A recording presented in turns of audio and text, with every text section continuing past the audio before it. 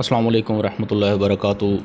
Students, I am your teacher Dr. Irfan Ali with today's lecture of curing of horticultural commodities under the course Post Harvest Horticulture with code HORT 508. So in today's lecture will contain the contents that will be definition, advantages and significance of curing, then principles of curing, vegetables that needs to be cured and the conditions for curing. So first of all, we will define the curing. Curing is a process of holding produce in specific climatic conditions for a short duration before moving to very different storage conditions. Student, because of the fact that the vegetables that are going to be stored in the specific conditions, mostly these vegetables are not washed, and the washing at this stage may harm the storage life of the vegetables in the future. So because of this, these vegetables need to dry, and washing these vegetables after rest is counterproductive and should be avoided until immediately before food preparation. So for such type of vegetables, curing before storage is one of the most important practices for prolonging the shelf and storage life of the vegetables. Then now we will talk about the advantages and significance. Students, number one, curing complements harvesting in certain crops and is needed to achieve a quality product.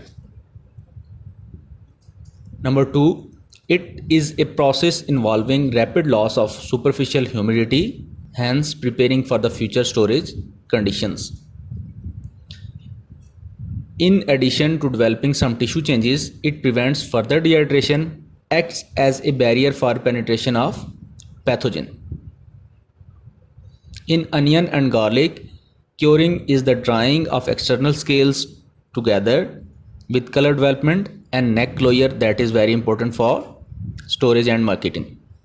For root crops such as sweet potatoes, yams and tubers, for example, potato, skin hardening protects or prevents skinning during harvest and handling, which is a major issue if the produce is not cured.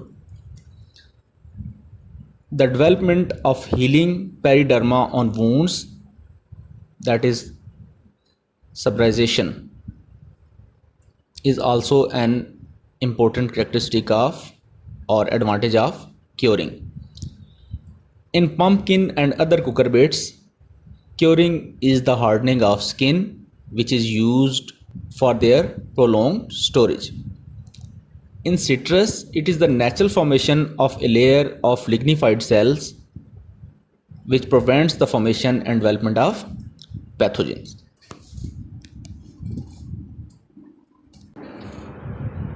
So the next slide will be about the principles of curing.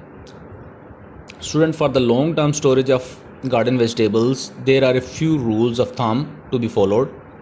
Number one, know what to cure and what not to cure prior to storage.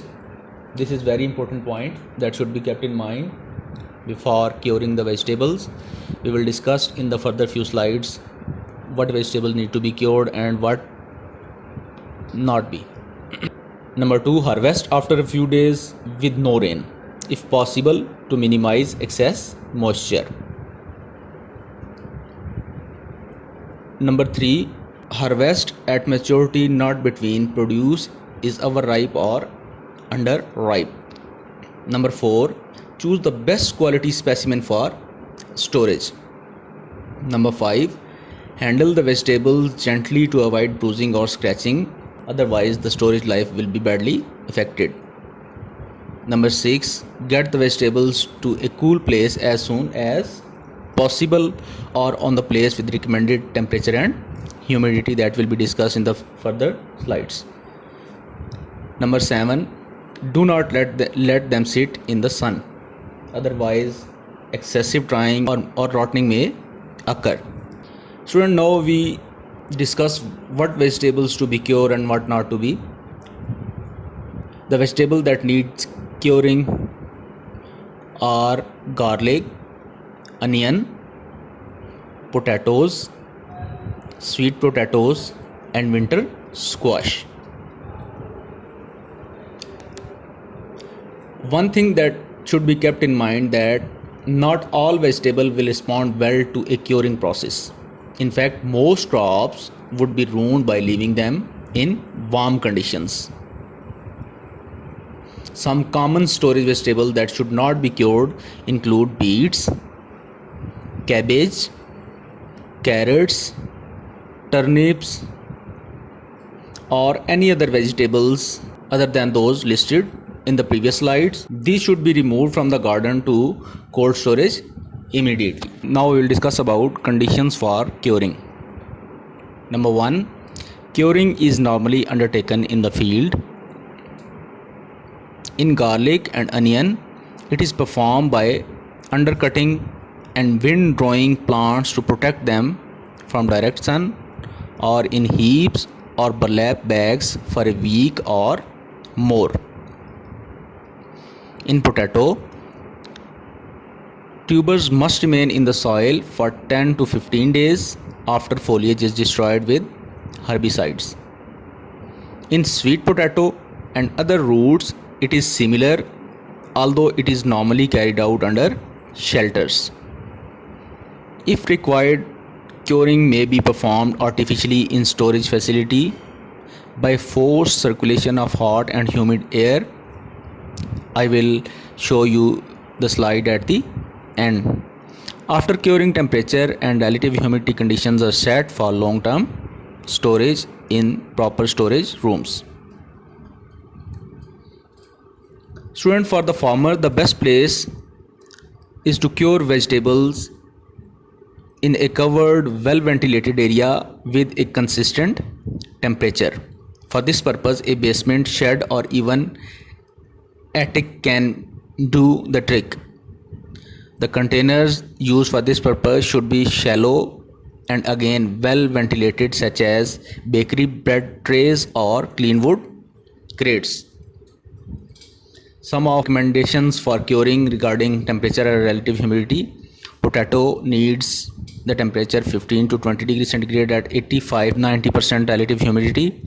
Sweet potato 30 to 32 degrees centigrade with 85 to 90% relative humidity.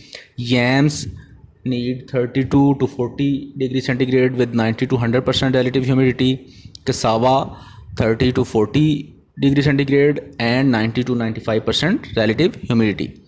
Onion and garlics, these need 33 to 45 degrees centigrade, which is relatively higher temperature as compared to other vegetables, with 60 to 75% relative humidity, which is less as compared to other vegetables.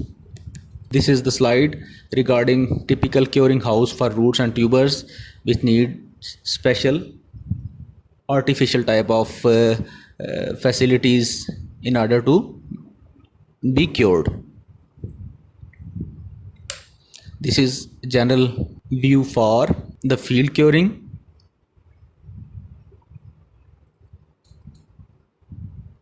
And this is the curing assisted by shade and ventilation. So student, this was today's lecture about curing. Any question regarding this lecture will be welcomed in the comment section. Thank you very much.